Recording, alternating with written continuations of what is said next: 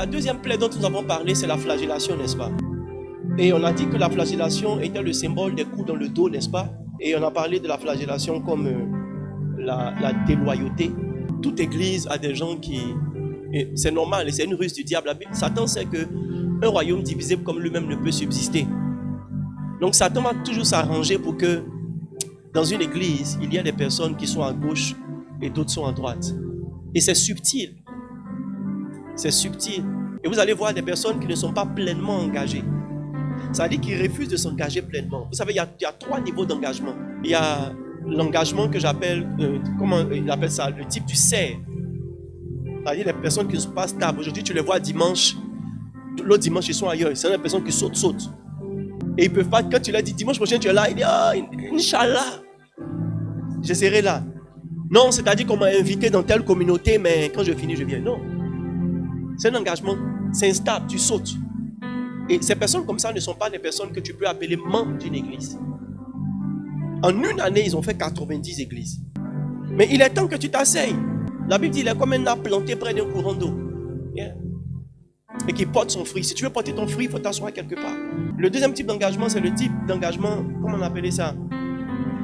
Bon, il y a d'autres qui disent saisonnier, mais en fait, ça veut dire la personne est là pendant un temps, et puis après la personne s'en va, et puis la personne revient. Pour d'autres personnes, c'est pour les missions professionnelles et autres. Mais le meilleur type d'engagement, c'est le type conjugal. Conjugal. Ça veut dire que tu es dans l'église et tu es engagé dans l'église comme un homme qui est engagé avec sa femme. Jusqu'à ce que la mort vous sépare.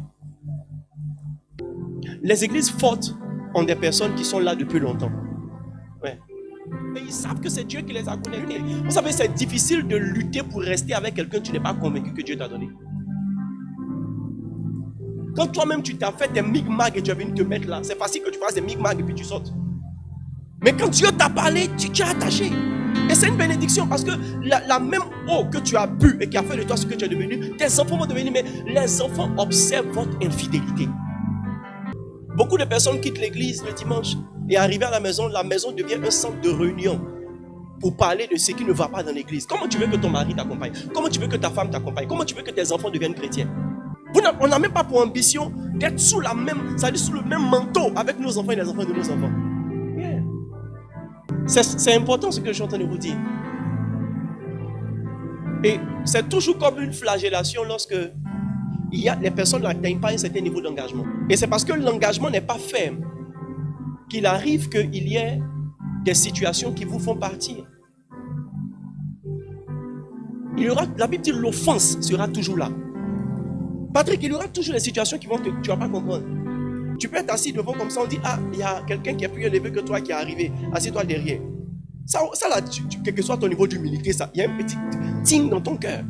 C'est une situation d'offense, mais il y a des gens qui vont rester dessus.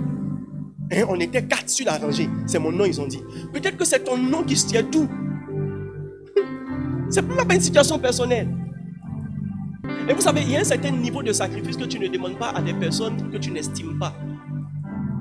Donc, si il y a une réunion, peut-être que tu demandes à une personne de se lever, c'est peut-être parce que tu estimes la personne, que tu lui demandes ce nom, parce que tu sais que la personne va comprendre. Et lorsque vous laissez votre cœur devenir offensé, et vous commencez à avoir des attitudes qui sont comme des flagellations pour l'église.